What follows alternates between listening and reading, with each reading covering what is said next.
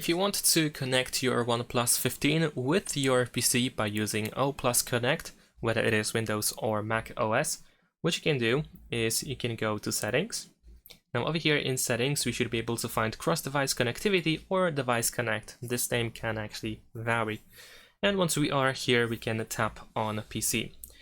Now in here, we need to agree to scan nearby devices and for notifications, and then tap on Agree and Continue, and just follow the rest of the instructions. So we need to agree to the rest of the stuff. There we go. Let's allow everything. We can also allow audio recording and location as well. Scroll down to also grant access to photos and videos and audio files. Alright, so OnePlus Connect is ready on our phone. Now we need to get it on our PC. So what you need to do is go to connect.oppo.com, and in here we can easily download for Windows or for Mac OS. So you want to download the app on your computer.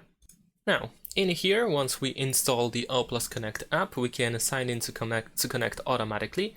In this case, we need to select our device brand, so I'm gonna choose OnePlus, of course, and then we should be able to enter our email and the verification code. So once you enter your email, then we can click on Get Code and enter the verification code that you will receive on your email, or you can sign in with password, of course, and then just press Continue. Alright, we should be able to sign in onto our account. So of course, in this case, you want to use the OnePlus account that you use on your phone. And if you don't have a OnePlus account, then it is of course recommended to use it. Now in here, as you can see, no devices were found yet, but that's okay. What you can do is we can go back to our phone and we can tap on Add New Device. And we should be able to find our PC over here, so we can select it. There we go, and we are pretty much connected immediately. Now on our desktop, it looks like this. We can see that we are connected to our OnePlus 15.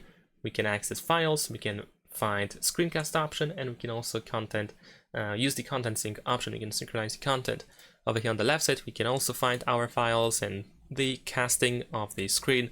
We also have the remote control option, and we have these two ways to connect with our phone.